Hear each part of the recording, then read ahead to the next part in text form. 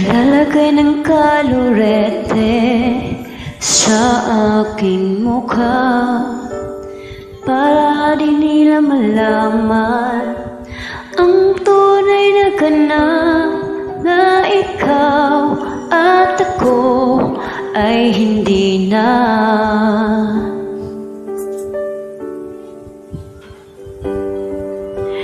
Inanin sa iyong mga ngiti para halata, damdamin ko'y pinipigil, sa loob ay umiyak, dahil ikaw at ako ay hindi na.